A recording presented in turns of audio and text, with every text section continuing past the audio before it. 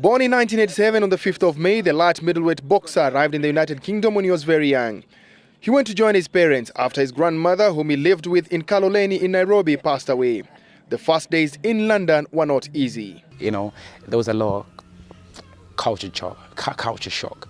So I got into the wrong crowd, wanted to be like my friends, they were like bad boys, stealing motorbike, pedal bike, mobile phone, and, so I was a bad boy. But what really changed, I changed obviously when I met Christ as Lord and Savior, and that's when things start changing around. And as I say, that's my main motivation. After changing his life, Eric Ochieng needed something to keep him off the streets. The search landed him in the boxing arena. As I say, I used to be a bad boy, and I was in the street, and I walked in the gym one time, and I enjoyed the boxing. I enjoyed it, and I started training. And that coach told me, Chris, he told me, if you carry on training hard, you're gonna have your first fight. As how much I was excited, I started training even harder. And when I won my first fight. And actually before I had my first fight, I saw a vision, see myself as a world champion. And that's what motivated me, keep pressing when it gets hard. I remember about my purpose. In that gym was Brian Lawrence, one of the best boxing trainers, not just in the United Kingdom, but in Europe. Eric needed someone experienced to guide him through his boxing career. He walked up to Lawrence and asked him to be his trainer. Lawrence had good reasons to accept the challenge.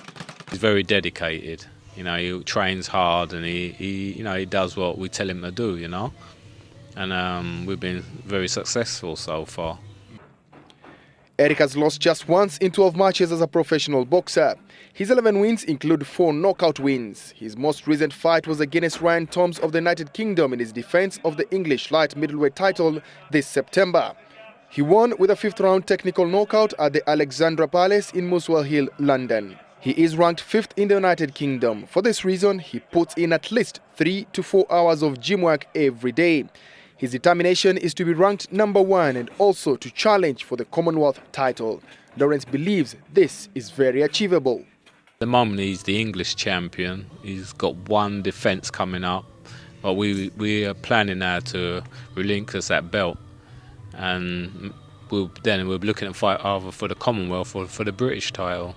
When I win the Commonwealth, I'm going to be coming Kenya to defend it, God willing. Hopefully next year, 2013. I should have my first, homecoming, fight, in Kenya.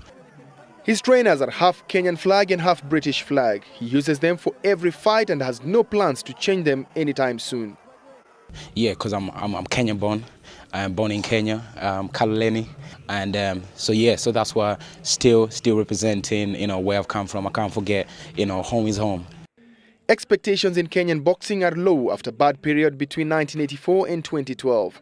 The only boxers at the Olympic Games, Benson Gisharu and Elizabeth Andiego, were both eliminated in the first round. Lawrence says Eric should be used as an example of what determination and proper structures can do to improve a boxer. Bringing in foreign coaches who have more technical expertise will actualize the dreams. The technical part of boxing is very important, and if you really want to have success, that's where you've got to start. If the government, support, fund the clubs, support the club, that will encourage more people to take part in the sport.